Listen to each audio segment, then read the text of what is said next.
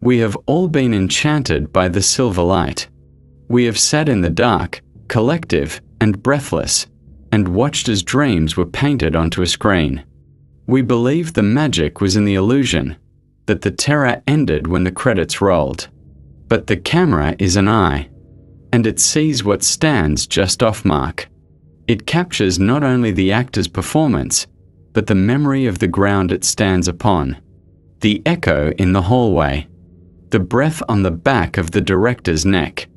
Hollywood sells fantasy, but the ground it is built upon is a burial ground of older stories. Stories that were not written, but born. Stories that did not need a script to play their part. The soundstage, the backlots, the iconic mansions, they are not just sets. They are stages for a second performance, one that begins when the crew has gone home and the last Klieg light has died. We at the NightHowl archives preserve these performances, the ones that were never meant for an audience. Tonight, we open the vault to 9 locations where the line between the filmed and the real has been permanently severed, where the glamour of Tinseltown has worn thin, and the ancient things beneath have begun to show through. If you wish to bear witness, if you understand that some truths are best examined from the safety of the shadows, then ensure you are notified of every transmission.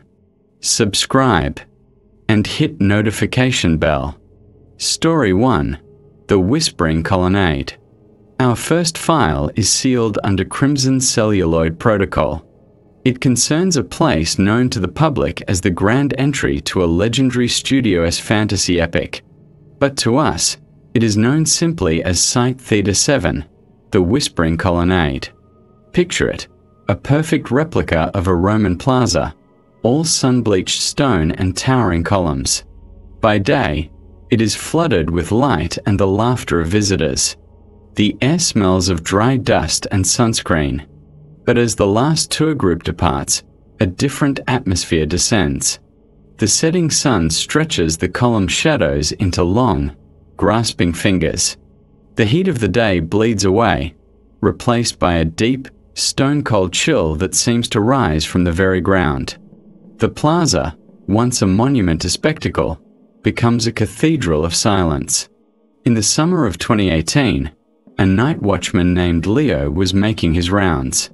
His routine was a meditation, the jingle of his keys, the beam of his flashlight cutting predictable paths through the darkness. It was on his third pass by the colonnade that he first heard it. Not a voice, but a texture of sound. A faint, multi-layered whisper, like dozens of people speaking just below the threshold of comprehension. It seemed to emanate from the stones themselves, a susurrus of ancient conversations. He dismissed it as the wind, a trick of the pipes. But the following night, the whispers were clearer. They began to sync with the rhythm of his footsteps. And they were learning. Leo started documenting the phenomena. A cold spot that would follow him for 20 paces before dissolving. The faint, sweet and sour scent of decayed laurel wreaths in air-conditioned corridors where no plants grew. But the whispers were the constant. They began to peel layers from his memory. He'd hear his mother's voice, calling him home for a dinner 40 years past. He'd hear a snippet of an argument he'd had with his brother, words pulled directly from his mind. The colonnade was no longer whispering. It was curating. It was feeding on the emotional residue he carried, and playing it back to him with the precision of a master archivist. His patrols became a waking nightmare, a forced march through the museum of his own regrets. The breaking point came on a night devoid of wind. Leo stood in the center of the plaza, his flashlight beam trembling on the cobblestones. The whispers coalesced into a single, clear sentence, spoken in the voice of his deceased father. "You don't belong here, son." And then he saw them. Not full forms, but impressions. Flickering, translucent figures in togas and tunics, standing between the columns. They were not actors. Their eyes were dark, hollow, and filled with a profound, timeless loneliness. They were not ghosts of people who had died on the set. They were echoes, drawn and given form by decades of actors pouring their souls into performances of grief, love, and betrayal on this very spot. The colonnade had absorbed the emotional energy, the pathos, and had finally learned to manifest it. Leo was not being haunted by the dead. He was being consumed by embodied fiction. Leo was found at his post, catatonic. His official diagnosis was severe nervous exhaustion. The studio, in a move as predictable as it was futile, installed new, brighter floodlights. They never found the small, handwritten notebook Leo had hidden in his booth, filled with phrases the stones had whispered to him, phrases from scripts that had never been filmed. The file has been sealed under Crimson Celluloid Protocol. The location remains open to the public, who walk blissfully unaware through the Whispering Gallery. But we know the truth. The performances never end. They are simply waiting for a captive audience. From a plaza that drinks memories, we journey to a forest where the trees have learned to scream. Story 2. The Screaming Grove. File designation: Sylvan Echo 9. The location is a secluded redwood grove on the outskirts of a private estate, a place forever immortalized by a beloved family film about furry, magical creatures. The public knows it as a place of wonder. We know it as the Screaming Grove. The air here is thick with the scent of damp earth, pine needles, and decaying leaves. Sunlight struggles to pierce the dense canopy, creating a perpetual, green-tinted twilight. It is a place that feels ancient, sacred, and for the film crew in the summer of 1994, it was a logistical nightmare. The sounds were never right. The forest, they said, was never quiet. The audio engineer, a meticulous man named David, was driven to the brink. Every take, no matter how carefully shielded, was marred by audio interference. It wasn't animal noise. It wasn't the wind. It was a sound that his sensitive microphones picked up, a sound that seemed to bleed from the very bark of the trees. A low, resonant sound, a deep, wooden groan, like a great ship straining in a storm, that would sometimes, terrifyingly, resolve into a distorted, elongated cry. The crew joked about a Sasquatch with a sore throat. David didn't laugh. He started staying late, setting up his equipment alone, determined to capture the source. What he recorded defied all natural acoustics. The screams were not one voice, but many, a chorus of agony woven into the fabric of the forest soundscape. They were at their most violent not at night, but at the golden hour, when the setting sun painted the redwood trunks in hues of fire and blood. David began to experience phantom sensations, a sharp, splintering pain in his limbs, a profound, rooted thirst. He would wake from naps at his console with the taste of sap and smoke in his mouth. The forest wasn't just making noise, it was trying to communicate a trauma. It was sharing the memory of its own death. The final piece of the puzzle came from an old land surveyor's map in our possession. This grove was not always a protected sanctuary. A century ago, it was the site of a massive, uncontrolled lumber operation. A fire, sparked by a logger's lantern, tore through the camp and the surrounding old-growth trees. Men were trapped, consumed by the very forest they had come to harvest. The grove that stands today is a phoenix, risen from the ashes of that tragedy. David's recordings were not of ghosts trapped in the forest. They were the screams of the forest itself, a perfect, psychic recording of the moment of its own immolation, trapped in a loop of eternal, dying twilight. David erased his tapes and left the audio industry forever. The film was completed using sound stages and Foley artists.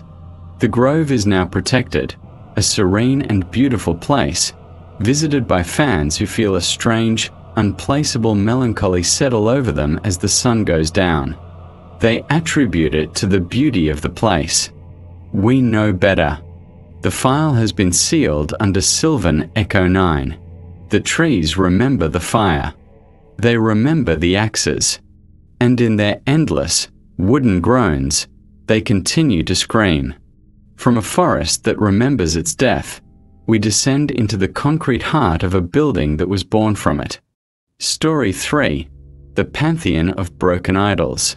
Our third file is catalogued under Gilded Echo Protocol. It takes us from the natural world to the heart of manufactured glamour, a soundstage on the Paramount lot, Stage 18. To the industry, it is a versatile space for crafting new worlds. To us, it is the Pantheon of Broken Idols. Step inside. The air is cool and still, heavy with the scent of sawdust, fresh paint, and the faint, coppery tang of old wiring. It is a cathedral of potential, a void waiting to be filled. But this particular stage has a history, a pedigree of prestige. For decades, it was the primary home for a long-running television series depicting the lives of the rich and morally bankrupt, a show built on whispered secrets, betrayals, and the corrosive nature of fame. In 2019, a new production moved in, a gritty, modern noir. The crew immediately noticed anomalies. The new, minimalist sets felt crowded. Actors reported a sensation of being watched, of not being alone in a shot, even when the frame was clear. The director, a woman named Isabel, was a pragmatist. She blamed fatigue, the pressure. Then, the playback began. During dailies, on the pristine digital footage, they would see them, flickers of movement in the background. A man in a 1980s suit leaning against a wall that wasn't there in reality. A woman in a glimmering evening gown, staring from a dark corner, her face a mask of porcelain perfection and profound sorrow. They were phantoms in high definition. The phenomena were tied to performance. During scenes of high emotional drama, a confession, a tearful breakdown, the temperature on set would plummet. Actors would forget their lines, complaining of a sudden pressure on their chest, a feeling of being judged. The air would grow thick with the ghost of 1,000 forgotten performances, the residual ego and heartbreak of actors who had bared their souls on this very spot. It was as if the stage itself had developed a taste for drama, for the raw, unfiltered energy of human emotion, and was demanding an encore from its new tenants. The climax occurred during the filming of the season's most pivotal scene. The lead actor was delivering a monologue of shattering vulnerability. As he reached the emotional peak, every light on the stage dimmed to a dull, bloody crimson. And in that hellish glow, they appeared. Not as flickers, but as solid, tangible figures. The entire cast of the old television series, in their most iconic roles, was seated in a spectral audience just beyond the cameras. They were watching. One of them, the show's legendary patriarch, slowly began to clap. It was not applause of appreciation. It was the sound of a verdict. The new actors were merely understudies, and the original stars had come to reclaim their stage. The production wrapped prematurely, citing creative differences. The episode that featured the haunted scene was heavily re-edited, the actor's powerful performance forever marred by the faint, ghostly audience visible in the final cut to those who know where to look. Stage 18 is still in use, but it is now colloquially known as the haunted stage among crew, who leave offerings of coffee and pastries in a corner to appease the resident divas. The file has been sealed under Gilded Echo Protocol. The lesson of Stage 18 is this: fame is a ghost that refuses to be exorcised. Some legends are so potent, they will not see the spotlight, even in death. From the curated drama of a soundstage, we are pulled to a coastline where the drama is entirely, terrifyingly real. Story 4. the Siren's Cove. File designation: Azure Lament 4. The location is a private, rugged stretch of coastline in Malibu, hidden from the public by cliffs and a fortune in real estate. It was the breathtaking backdrop for a mermaid romance that captivated a generation. The world saw a paradise. We see Alada. This cove is a place of savage beauty. The water is a cold, clear turquoise, the air sharp with salt spray and the rich, decaying smell of kelp forests. The rocks are draped in emerald moss and studded with sharp, black mussels. It feels primal, a piece of the ancient world preserved. The film crew loved the look, but hated the sound.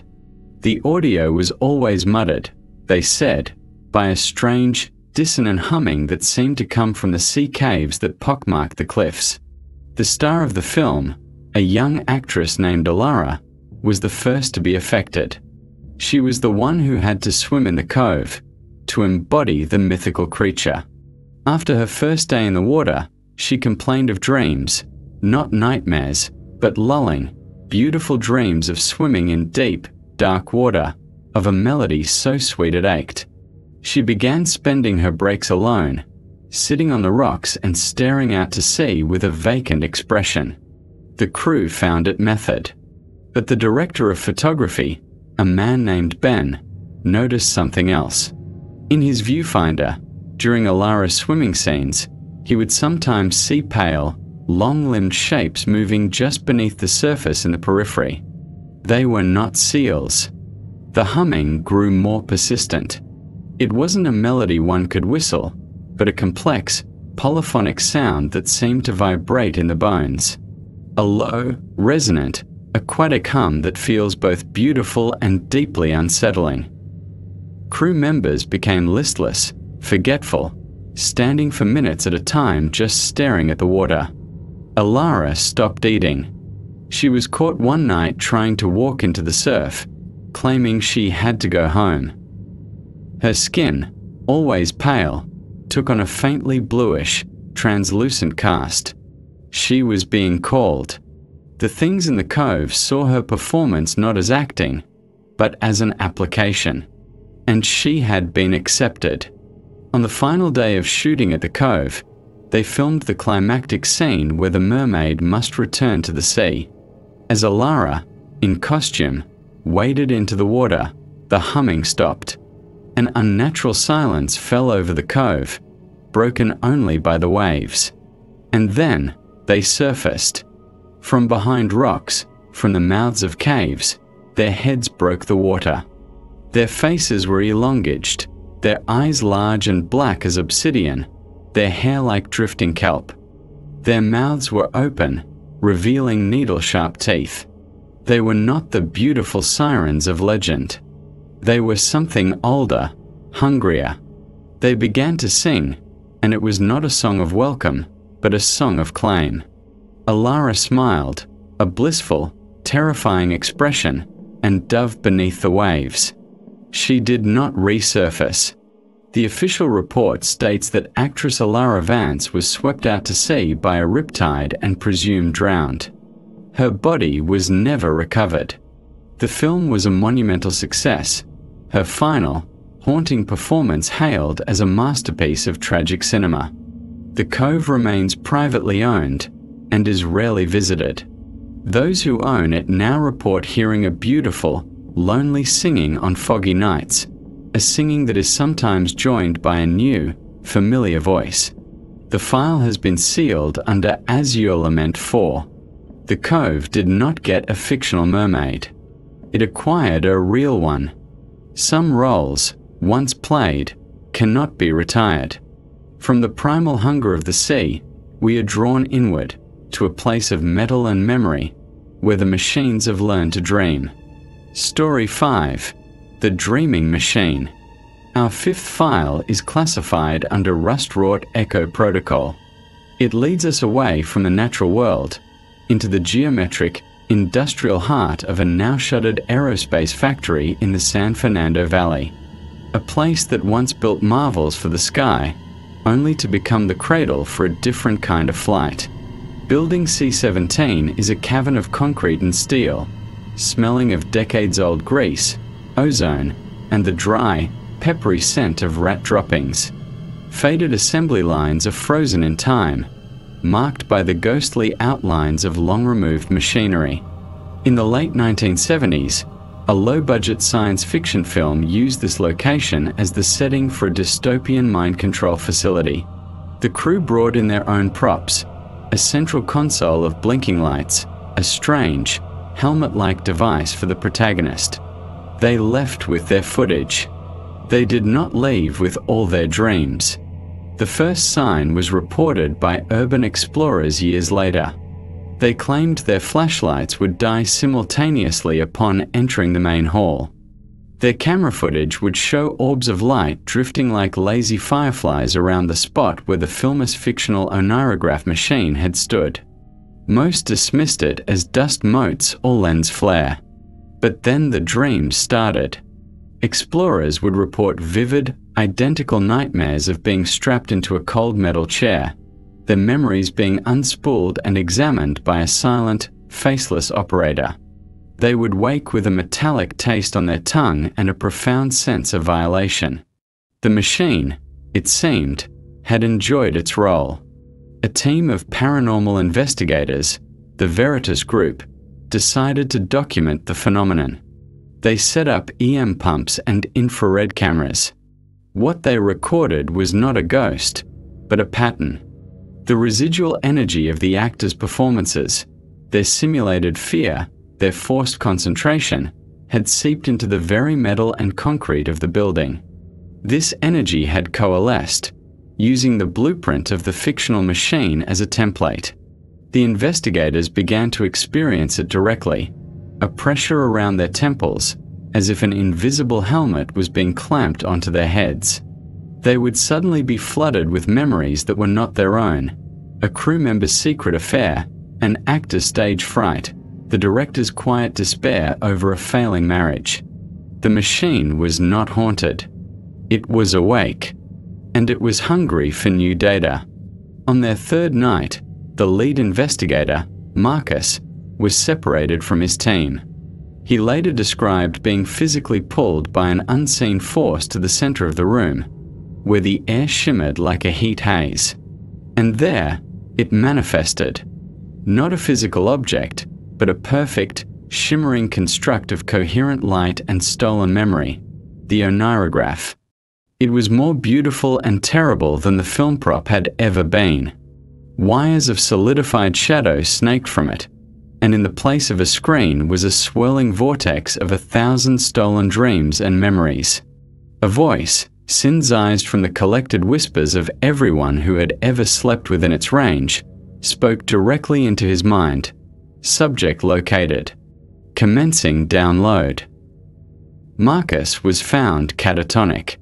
He now resides in a long-term care facility where he sleeps almost constantly. He is physically healthy, but he never wakes. The doctors say his brain activity is unlike anything they've seen. It shows patterns of dozens of different people, all dreaming at once. The factory was scheduled for demolition, but the project has been perpetually delayed by bureaucratic red tape and a series of debilitating, shared nightmares among the construction crew. The file has been sealed under rust-wrought echo protocol. The fiction has become functional. The machine dreams, and in its endless sleep, it collects more actors for its eternal play. From a factory that consumes dreams, we are called to a park that trades in them for a price. Story 6. The Gilt-Edged Carousel. File designation: Laughter Asylum 12. Our journey now takes us to a place of manufactured joy, a small, historic amusement park on the Santa Monica Pier. The location is its centerpiece, a beautifully preserved antique carousel. To the children who ride it, it is a whirl of color and music.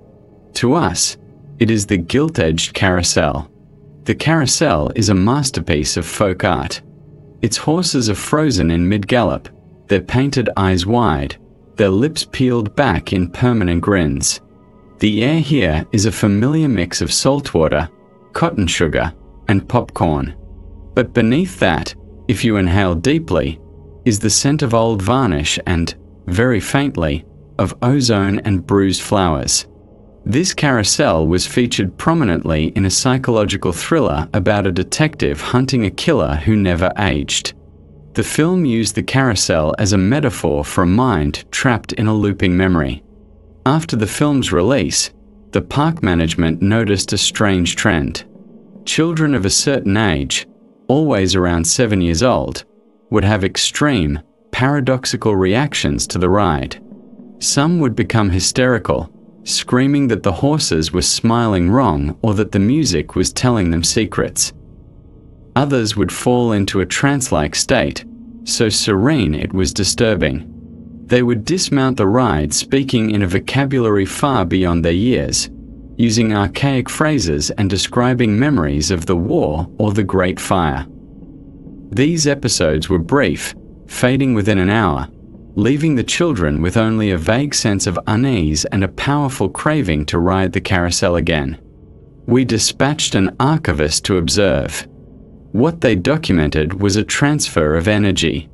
The carousel, steeped in decades of childhood joy and terror, had been supercharged by the film's dark narrative.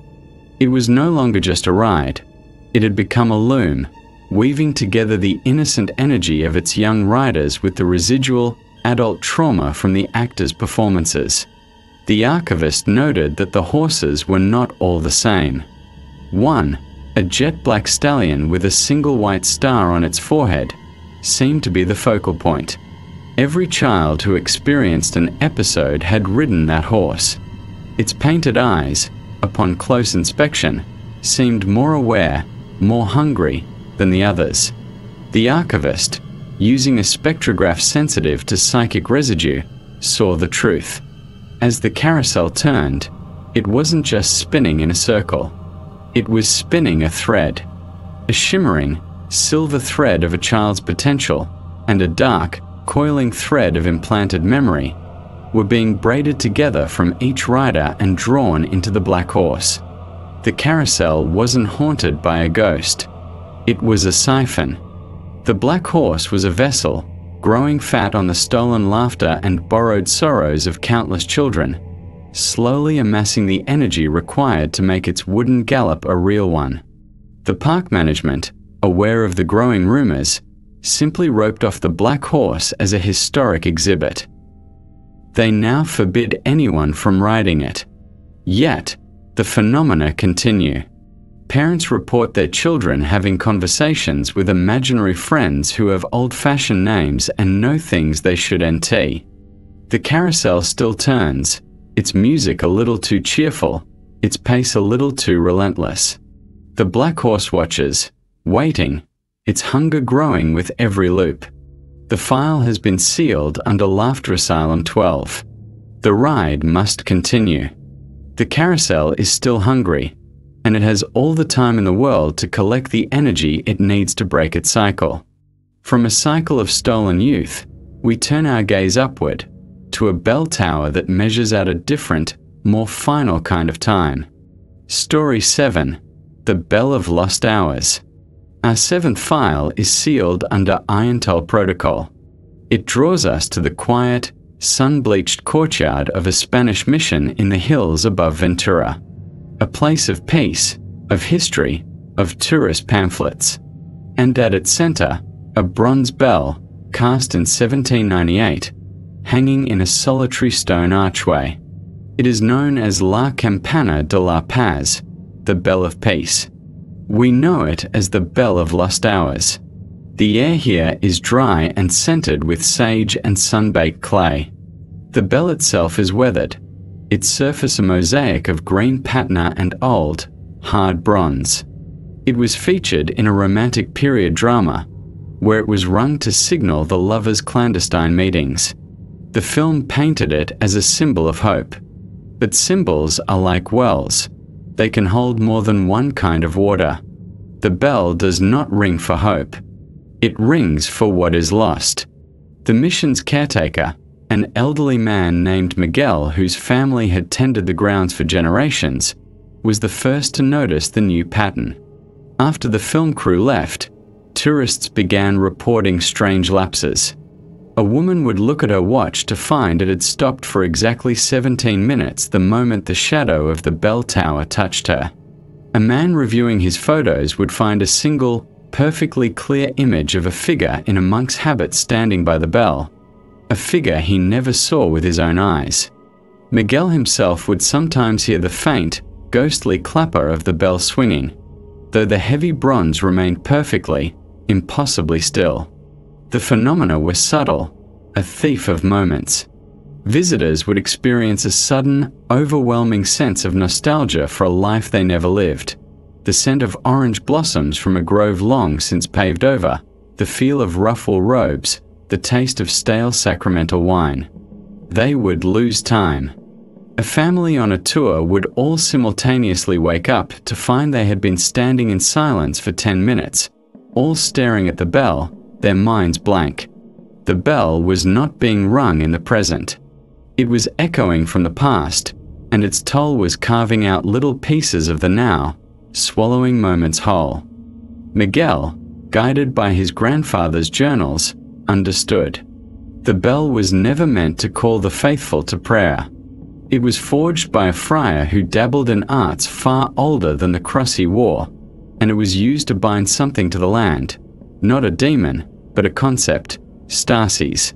The bell's purpose was to hold back time, to preserve the mission in a perfect, unchanging state. The passionate, time-sensitive love story filmed there had poured a new, potent energy into the old enchantment. Now, the bell was active again, but its aim was corrupted. It wasn't preserving the mission anymore. It was collecting the lost hours, the forgotten moments, the time of every person who entered its domain, adding their seconds and minutes to its own hoard of eternity. Miguel passed quietly in his sleep. The new caretakers are volunteers from the city. They don't hear the phantom tolling. They don't notice the way the shadows around the bell sometimes seem too solid, too long. The mission remains a popular tourist stop. But if you listen closely and feel a sudden, inexplicable pang of loss for a moment you can't recall, know this: the bell has taken its tithe. Your time now belongs to the past. The file has been sealed under Iron-Toll protocol. The bell of lost hours continues to ring in a silence only it can break, measuring out an eternity built from our stolen moments. From a bell that steals time, we are led to a library where the stories are not just read, but remembered, and sometimes they remember you back. Story 8. The Pulp Vivarium. File designation: Codex Sanguis 3. Our path now leads us into the heart of downtown Los Angeles, to the 6th floor of a forgotten Art Deco office building. Behind a door of frosted glass marked Ethelred & Sons, publishers, lies a repository. It is not a library of books, but of magazines. Pulp horror magazines from the 1930s and 40s. We call it the Pulp Vivarium. The room is a tomb of forgotten terrors. Towering stacks of weird tales, eerie mysteries, and astounding stories lean precariously. It covers a lurid gallery of bug-eyed monsters and swooning damsels. The air is thick with dust, and the only light comes from a single, green-shaded banker's lamp on a vast oak desk. This location was used as a set for a neo-noir film about a detective investigating a series of murders that mirrored the plots of cheap pulp stories. The crew shot for 3 days. They left something behind in the pages. The current owner, a reclusive collector named Mr. Ethelred, though that is not the name he was born with, reported the changes to us. He claimed the stories were evolving. The text on the pages would shift when not observed. A tale about a swamp creature would, upon a second reading, detail a creature of living smoke. The protagonist's name would change to match that of a recent visitor to the building. Then, the illustrations began to move. Not like animation, but like a slow, patient blink. The tentacled beast on the cover of Terror Titans #4 was now seen holding a victim that bore a striking resemblance to a local missing person. Mr. Ethelred became a prisoner in his own archive. He would hear the rustle of pages turning in the dead of night. The ink from the illustrations began to bleed, not onto the page, but into reality. He would find a small, sticky puddle of black ichor on the floor beneath a magazine featuring a slime creature. The air would grow cold and smell of ozone near a stack of stories about electrical phantoms. The fictional horrors, energized by the film's dark narrative and the collective fear of generations of readers, were practicing. They were learning the texture of our world, using the magazines as a gateway. The climax came when a university student, a skeptic, broke in to see the legendary collection. Mr. Ethelred found him the next morning, catatonic, staring at a specific issue of Weird Tales. On the cover, a vampire count was shown looming over a fainting woman. But the woman's face was now the face of the student's girlfriend. And the count's face was a blank, wet canvas of black ink. As Ethelred watched, horrified, the ink of the count's face began to swirl. And from the page, a thin tendril of pure blackness emerged, questing into the air like a newborn snake sensing its first scent. The stories were no longer content to be read. They were learning to write themselves into our world, using the terror of the living as their ink. The student is in a psychiatric ward, unresponsive. He reacts only to the sight of printed text, which sends him into paroxysms of fear. Mr. Ethelred remains in the building, a self-appointed warden. He knows he cannot leave. He spends his days meticulously organizing the magazines, a futile attempt to impose order on the chaos festering within the pages. He believes that if the wrong two stories are placed too close together, they might cross-contaminate, giving birth to something entirely new and entirely unstoppable. The file has been sealed under Codex Sanguis III. The archive is not a collection. It is an incubation chamber, and the stories within are very nearly ready to be born. From a library of living fiction, we approach our final case, a house that is not a home, but a door. And the knocking from the other side is about to cease. Story 9, The Silent Key.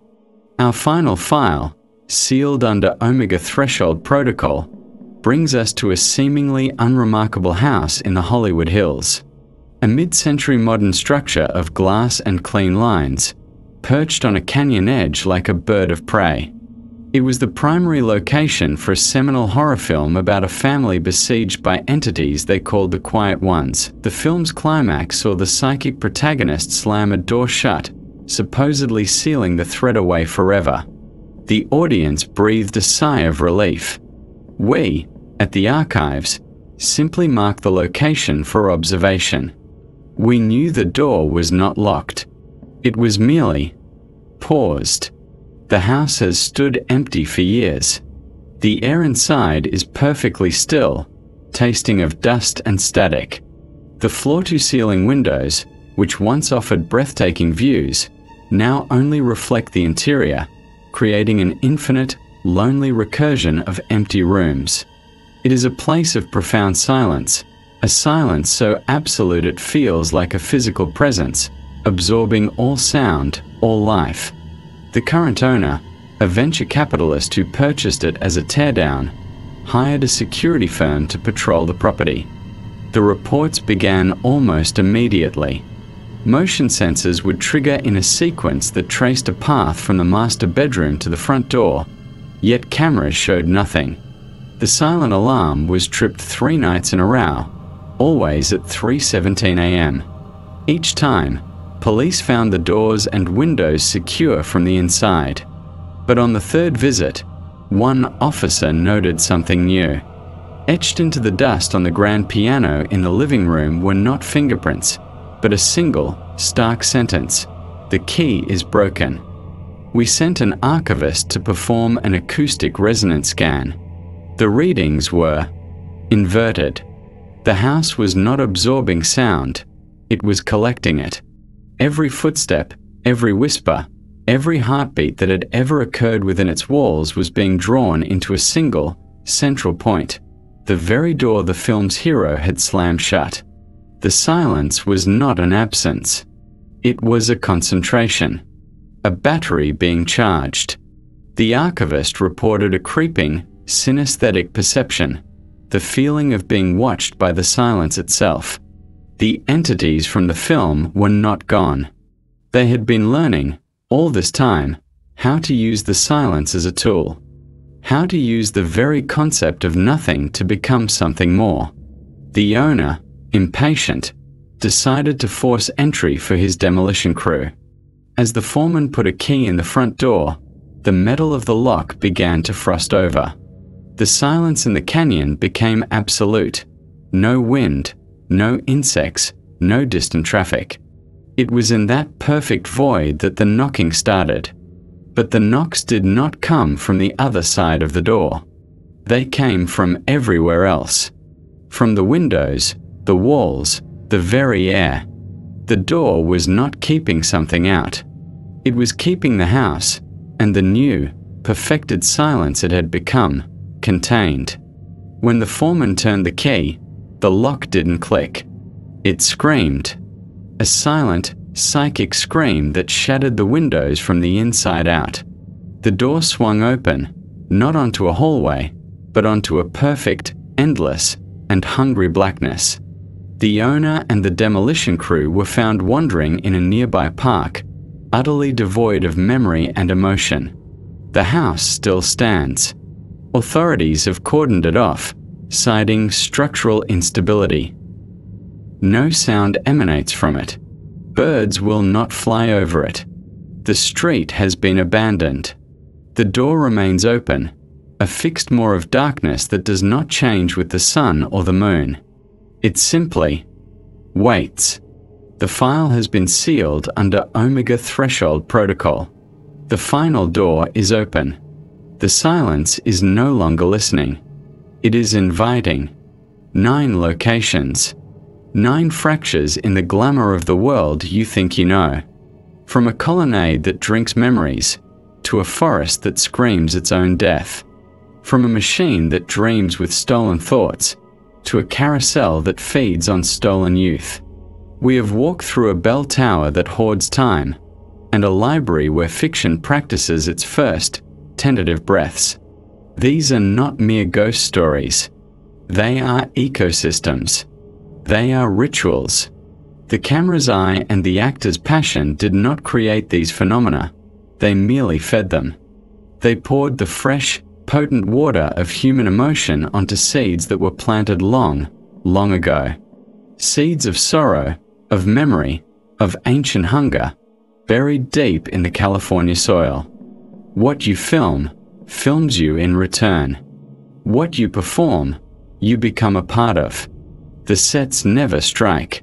The stories never end.